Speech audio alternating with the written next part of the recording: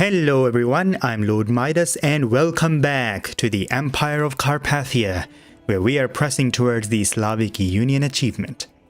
In the last episode, our cruel ruler, Tsar Rodislav II, the Flayer of Carpathia, flayed one of his prisoners and also killed off pretty much all of his other prisoners, and he's a pretty cruel character, and we're going to continue to play him more or less in that kind of a role-playing scenario.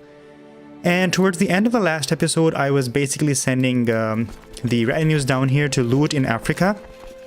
But I've taken the break between this episode and the last one to check out some further possibilities for declaring a war over here.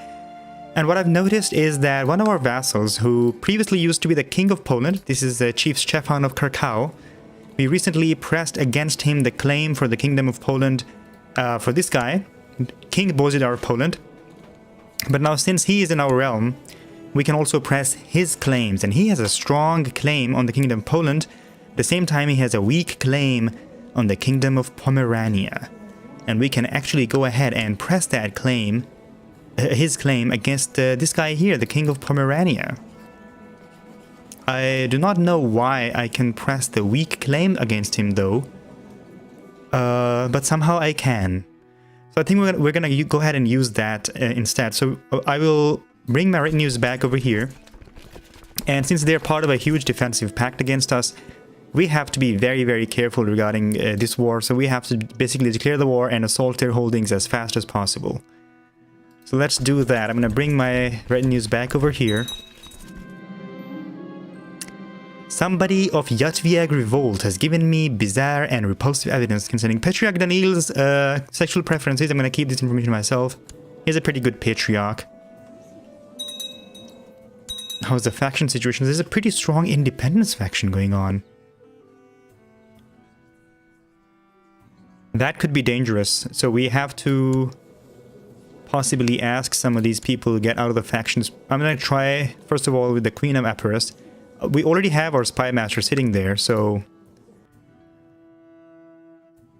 hopefully he can convince her to leave the faction. And there it is. He is the leader of the Yatviag revolt. He's our current spy master. Alright, I believe that one of your vassals can be discouraged from associating with conspiratorial factions. Let's threaten her and check if she will get out. Honored Tsar, I ask your forgiveness if I have done something to offend. I obviously wouldn't dream of associating with any faction conspiring against you or your enlightened rule. You are forgiven. Perfect, and she should leave the faction now. And now it just says 27% strength. Alright, so I think what happens here is, since they introduced maybe this new mechanic that the strength of the faction is calculated for tribal rulers based on not only the levies that they currently have, but also any levies that they can call from their vassal allied troops. And whenever you reload the game, so whenever you start up the game and load a saved file, it doesn't register that immediately. And now it just registered it. I think something similar happened the last time I loaded up the game as well. Alright, we're gonna start moving here, and they should get there on the 21st of February. So we will declare the war on the 20th, like that. Declare war, claim Pomerania. That should give us quite some counties here. And basically, the reason we're declaring this war is because we need a couple of these counties that he holds in the Duel Kingdom of Poland. Alright, so let's go ahead and do that. And basically that will put us to war with the entire world. Yeah, look at that. Everybody is red against us because of the defensive pact. So we're gonna have to call all of our vassals to war and basically assault his holdings as fast as possible. Let's put some nice commander over here. All of these people who hate me are actually gonna get appointed as commanders. Oh, and yeah, you know what? I was thinking, since we want to exact our revenge against Chief Svetozar the Whisperer, the former chief of Moskva over here, who murdered our father and also abducted our sister to make her his concubine. He's our rival right now. So what I'm going to do is, with this character, I'm going to go ahead and choose war as my focus. That should give me some extra personal combat skill. And we're also going to go ahead and join a warrior lodge, get some duel experience like that, and then eventually ask to duel him and kill him in a personal duel. So let's go ahead and join the champions of Perun yet again. Ionas Kelleros of the champions of Perun greets me with a brief nod. Another recruit, huh? To join our ranks. You need to prove yourself, boy. The woman says gruffly, folding her arms across her chest. You'd be fighting one of our own. Still interested, my lord? I will gladly fight to prove myself. And Iona the Bellower and the champions of Perun have chosen Ulita Trivetsi as my opponent. The staunch woman eyes me up and down when we are introduced. Fresh meat, eh? She offers mockingly, before shoving an elbow into my side and making everyone laugh. A sparring match. Alright, so she has 23 combat skill. We have 29, so we are more or less evenly matched. Let's see how it will go. Okay, no, I can still fight, I say, dropping to my knees, sensing my own lie. Even though Ulita has clearly injured her eye, she has been proclaimed the winner. Sighing, I ponder my own worst injury. I have a feeling it's going to hurt for a while. Where did I go wrong? We get wounded. And we also get swollen wrist. Okay, so we are wounded a little bit because of our sparring match. But we gained some duel experience. I hope so. Yes, and that should increase our personal combat skill for the future. Alright, let's go ahead and kill that. Oh, there's already a lot of army standing over there, so we have to really assault them in one day. To the Honorable Tsar Rodislav of Carpathia, during your initiation, your display of bravery and good attitude impressed us all. We would gladly invite you into our ranks. Finally, and we become... We join the society, we become a fledgling, that gives us just some extra duel. And we can appoint women as shield maidens. We'll see if we would need that eventually. We also gain sympathy for pagan religions because we joined a pagan warrior lodge. Let's assault that. As my troops ransacked the fortress of Lower Silesia tribe, they uncovered an interesting relic that Budzic had hidden away there. Wonderful news. We get Amber Crown. Wow, that looks interesting. Amber Crown gives us extra prestige and extra vassal opinion with feudal city and tribal vassals. Very nice. The silver crown is decorated with engravings depicting the gods and decorated with fine pieces of amber. Very nice. And I just noticed that these people were set on looting, so I'm gonna toggle looter back off, and we will probably have to assault it one more time to occupy it. And now let's go ahead and fight them. Though we might actually lose that battle because of the river. And the river is basically in every direction. But we really can't afford to waste time, so we have to attack and then assault. Alright, they're running away, that's perfect. We can assault in one day, that's perfect. Somebody has usurped a title. And then we press forward here. A daughter has been born to our half-sister, very nice. We will maybe, you know, at some point her husband is gonna inherit the Kingdom of Ruthenia, maybe. We'll see. We need another 19 days to complete the construction of our siege weapons. It's a lot of time because of that garrison and fort level, I think. So let's see if we can do it fast enough.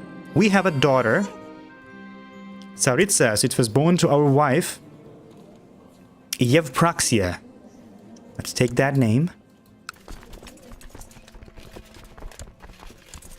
3 more days. There we go with the assault. They're already starting to unsiege.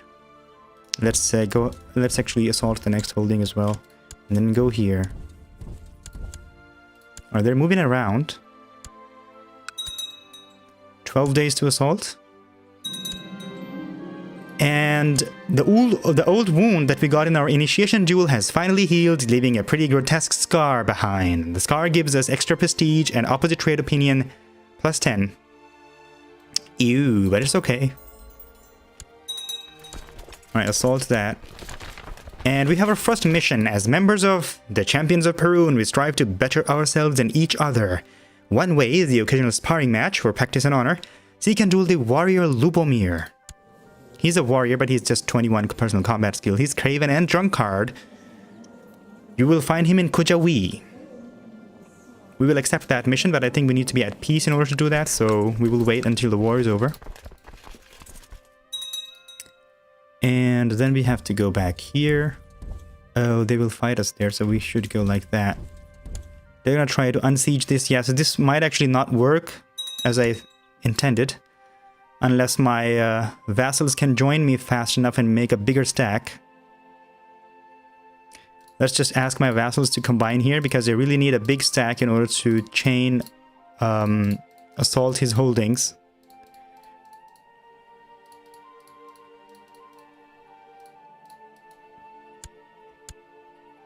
So come here and then here. Hopefully they will not come to us.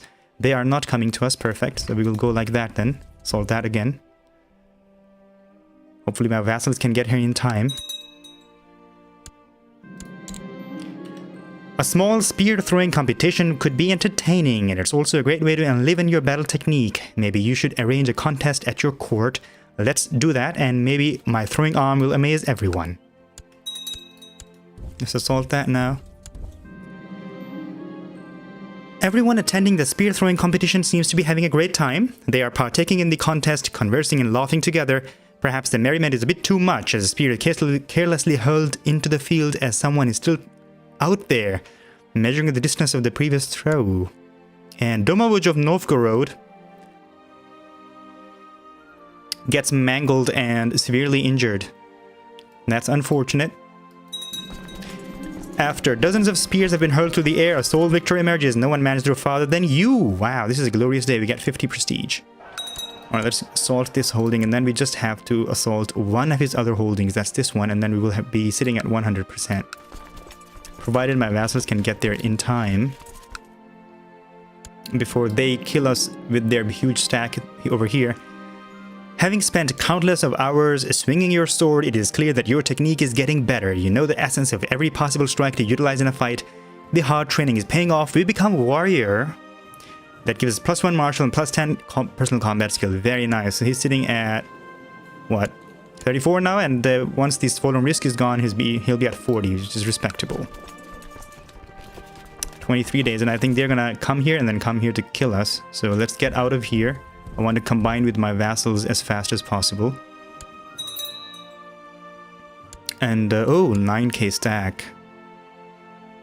Yeah, because of this defensive pact, I was really hoping that I could assault them really, really fast, but it didn't happen like that. Spymaster is no longer available because he accepted someone's peace offer, so the rebellion is over.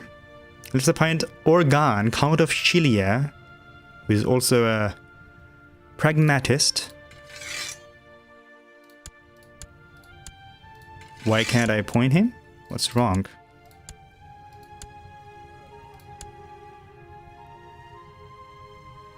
High Chief of Yatsing, yeah, he gets appointed.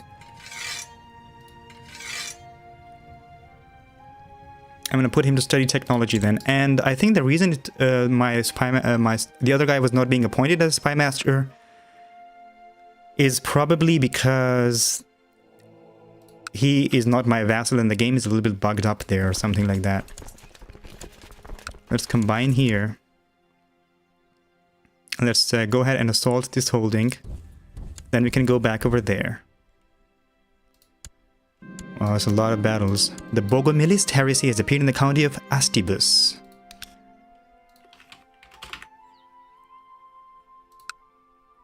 Over here, it's an iconoclast heresy. Hopefully our vassals can take care of that. We have a huge stack now, so we should be fine, hopefully. And what was that? At age 25, your acquaintance Ozgul Magotin was murdered on the orders of Count Jaromir. Oh. She was the wife of one of my characters of special interest, the High Chief of Bohemia. Alright. We need one day to assault, and we're gonna do that. Let's go back here then. Is that the King of Bavaria? Oh yeah, there was a huge Bavarian revolt going on here, and he just won, and he's also joined the defensive pact against us. Alright. But I think now we're gonna go back here, chain assault, and basically get 100% war score pretty fast. Now that we have a huge stack, it should be easy. And he already wants to marry our cousin. We're going to decline that. I'm still waiting to get her into some kind of a matrilineal marriage. Alright, they already unsieged that as well. So with all of these huge stacks moving around, I think it's going to be quite difficult to chain assault here. Assault. And assault. So that guy was probably also... That was the same guy that I couldn't appoint as Spy Master earlier.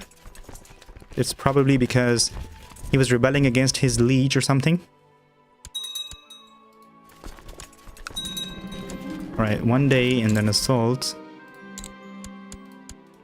Then assault the next one as well. Come like that, and then I just need to assault like one more holding and then I'll be all set for 100% war score. Let's defeat that stack. If we can, it's like 14k stack already. No idea where he's pulling all of these troops from, probably because of the huge defensive pact. And we are taking too long to finish the war. That's the whole point. Yeah. So we have to fight them, and if we go here, we will go over the river, which is not good. So let's walk like that. Maybe we can get there before he will unsiege some of his territory. He is surrendering. Oh, that's absolutely fine. I will take that anytime. To the most excellent Tsar Rodislavs II, peace be with you, we surrender under these terms. He loses 100 prestige, and our vassal, the Chief Stefan of Krakow, gains the Kingdom of Pomerania. Excellent, I like the way he thinks. Perfect. So we did manage to pull through the defensive pact over there.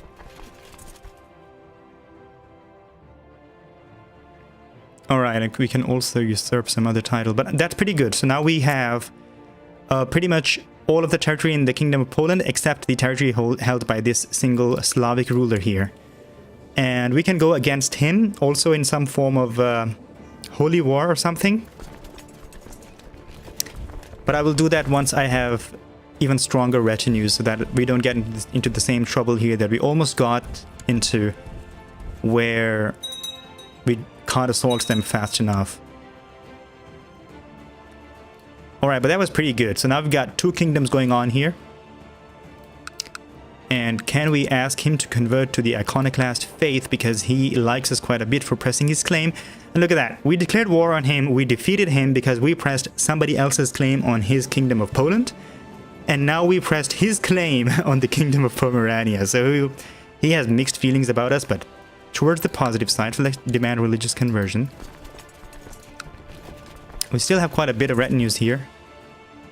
And let's hire some more prestige-based ones. We have... Oh, now I'm gonna go into the negatives, aren't I? Yeah, but I really need them.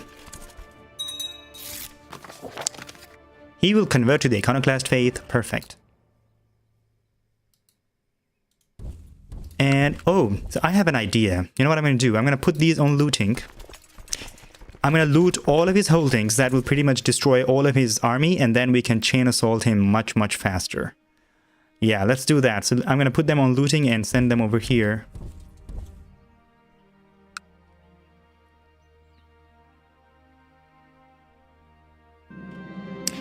Terrain is key to winning battles. If I focus my studies, I believe I can master the tactics of one type of terrain. We can become a winter soldier, which is very, very strong in winter. Or we can become mountain expert, a rough terrain expert, forest in the hills, or flat terrain expert. So what kind of a terrain is over here? We will also need to fight here. So this is plains, forest,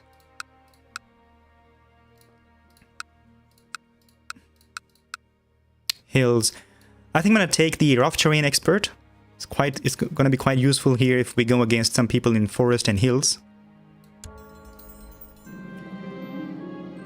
King Utroger the Hollow of Pannonia has created the title High Chieftain of Temis. Okay. A new bird has arrived in the muse, and a new book on the art of writing poetry is in the library, but he's not the kind of guy who would be interested in poetry, I think, so let's go ahead and take the bird out for a hunt.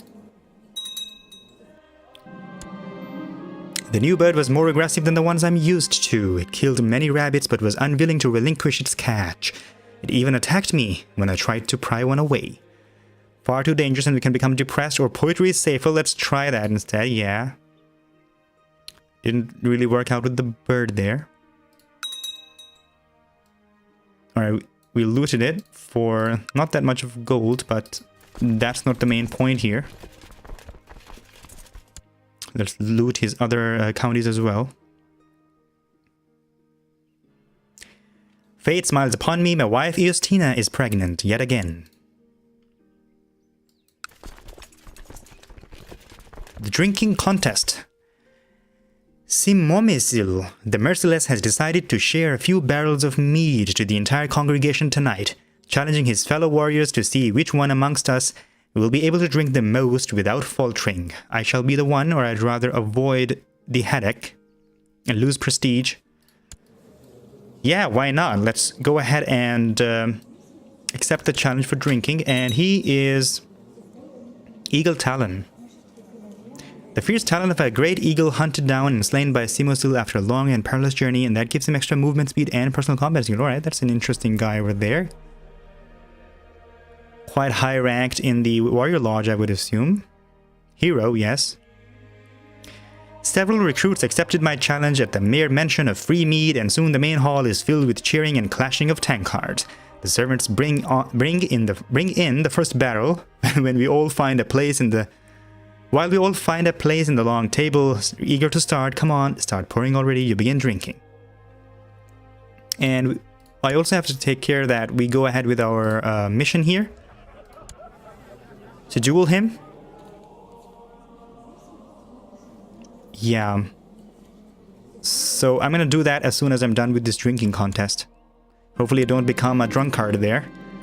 One by one, the other contenders either tap out or fall unconscious.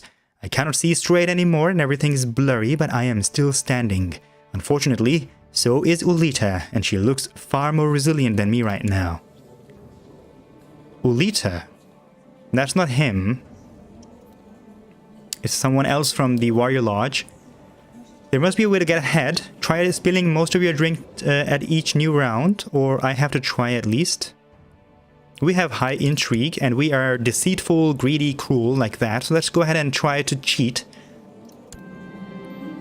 Despite my best efforts, Ulita is relentless, drinking tankard after tankard, leaving me well behind in the match. In the end, I am unable to even raise my arm to drink anymore, and lean on the table, conceding her victory. And there's a 3% chance that we might become drunkard, but we gain renown. This is Ulita. I just want to rest my eyes for a while. We did not become drunkard. I'm very happy to see that. So let's go ahead and do this mission. Let's duel him. Why can't we do that? Has not recently refused a challenge. He refused someone's challenge recently. Okay, then we have to wait until November. And while we are looting, how about we lead the troops ourselves? Remove that and put myself to command here. Get some extra prestige like that. Then go here. My modest attempts to write poetry was never meant to be published in any way, but wherever I go, bards and minstrels are reciting or singing my poems. Fame and fortune awaits, or my poetry was never meant for others. I think I'm not gonna make this character into a poet. More towards a duelist or something, like a cruel character, so let's not get very artistic with him. My poetry was never meant for others, let's choose that. And another acquaintance has died. She was the mother of the King of Poland, alright.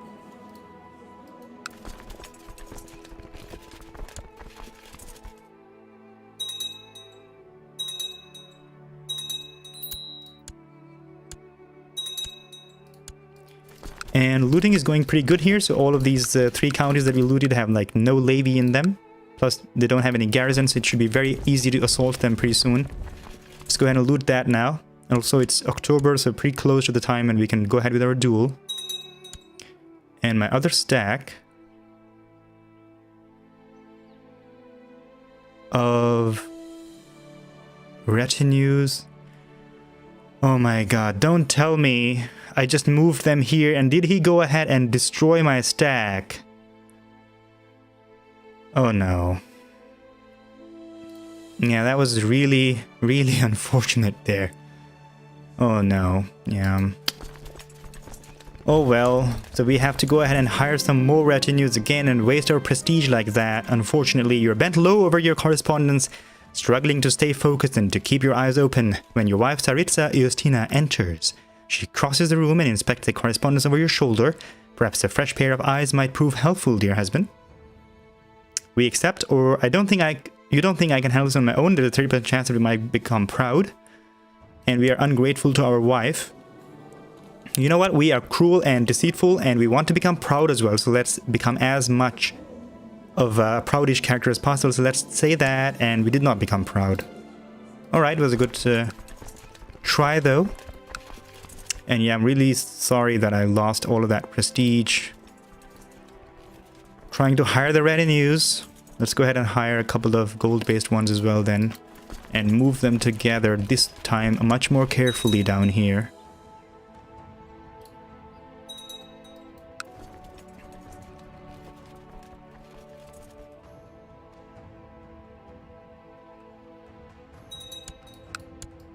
Alright, I'll continue to loot.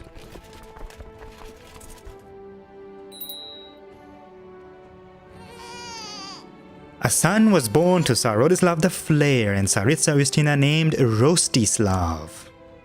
I will take it.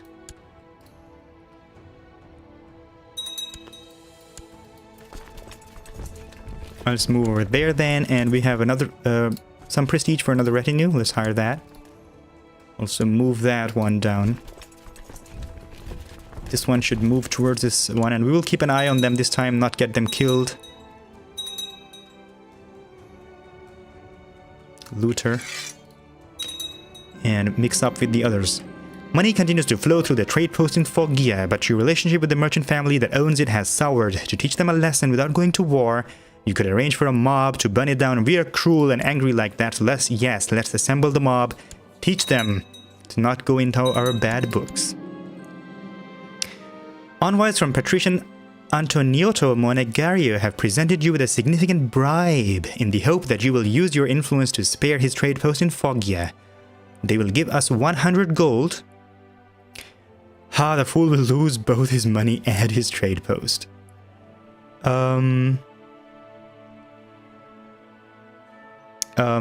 Yeah, why not? They will lose piety like that? Sure, let's do that. We are very cruel and deceitful like that. We will take the gold and still burn down his trade post. Okay, this has been looted. Oh, we should not toggle that looter because we are going to toggle looter. I keep forgetting. Come back here, go there.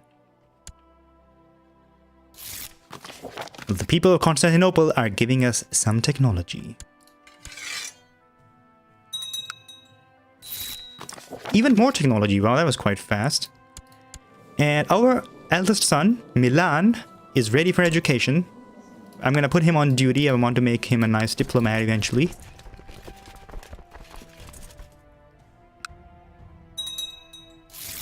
Wow, look at that.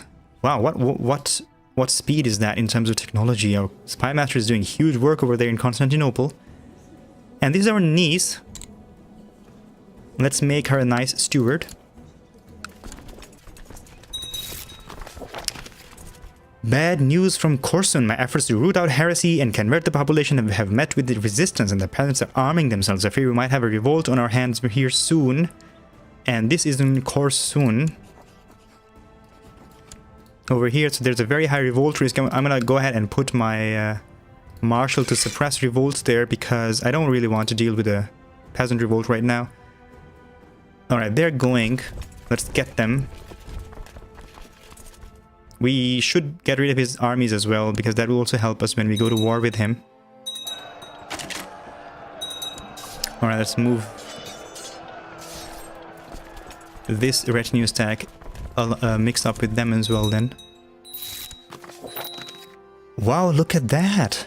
The people of Constantinople have progressed beyond our technological level, and it appears to me that this spy master has progressed beyond everyone's level of technology. The way he's getting technology is just amazing here.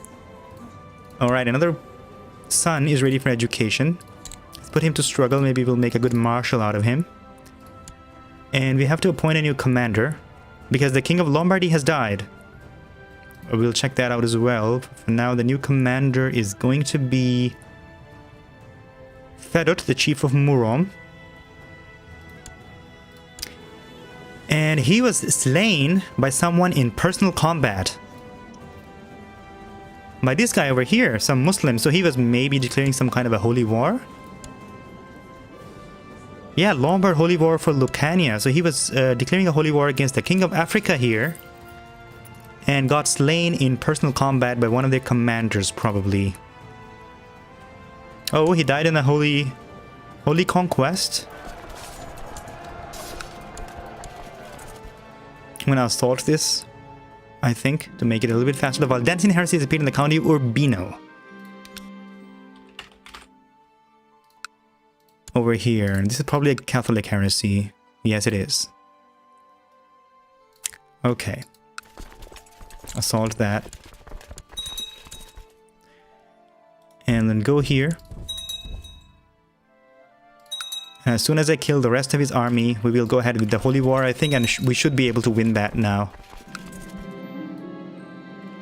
The Fleeting.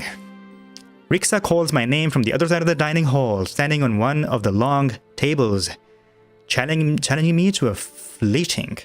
Rixa asks me, how does it feel for me to be the black sheep of my dynasty, unloved and forgotten?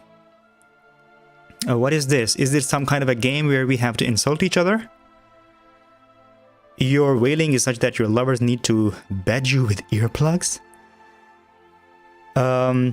This line of insults tend to be more effective towards lustful opponents, which she's not. Are you truly as dumb as you look, I wonder? More effective against envious and shy opponents. It is very impressive to wish for so much yet accomplish so little. And we lose a little bit of prestige in order to say that, but it's more effective against ambitious and proud opponents, which she is. She's ambitious. And what sorts of imbeciles would not expose a revolting child like you at birth? We are cruel, and it's more effective against kind opponents. She's not kind, she's cruel, so let's go ahead and say this one, which is good against ambitious people.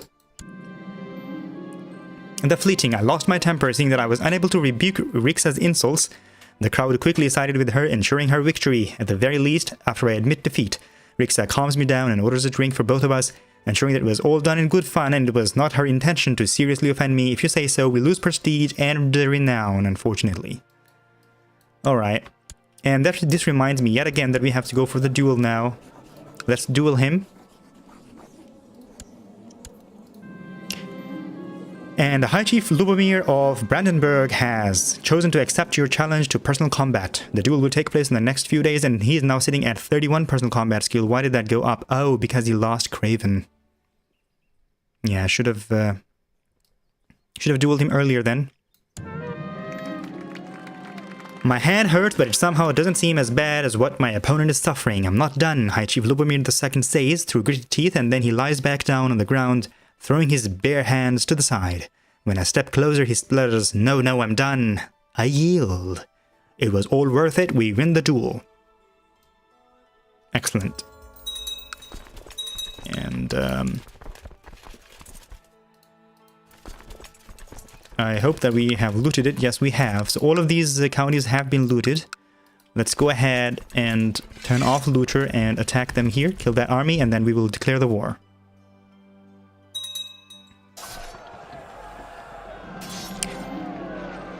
Somebody, one of our prisoners. Ah, that's the woman that our council was not allowing us to kill. Oh wow, she has finished her education in the ways of war. It is evident she has excelled in her studies, she has come of age, and she is ready to be executed. This will upset the lords of the High Chiefdom of Karashav. This one down here, lowering their opinion of you by -10. Sure, let's send them this message. And she was beheaded as soon as she came of age on the order of Tsar Rodislav II the Flare of Carpathia. And what a beautiful time to end this episode then. Let's go ahead and finish this war. We're already above the 30-minute limit here. Send us to it as, oh, another prisoner to deal with. He's also Slavic, so we shall execute him as well. He was hanged this time. Alright, so we have finished this this battle, and we've executed a couple of people. Very nice time to stop the episode. In the next one, we're going to go ahead and declare a war for this region and hopefully get enough land in Poland fast enough that we have the entire Euro Kingdom under us very soon, and then we will basically get this area under us and then go to against France to get those 2 counties, and that's pretty much it for the Slavic Union achievement then. So thank you very much for joining me for this episode. If you liked it, please click thumbs up, subscribe to my channel for future content, and let me know in the comments about your feelings about this playthrough. I will see you next time. Bye-bye.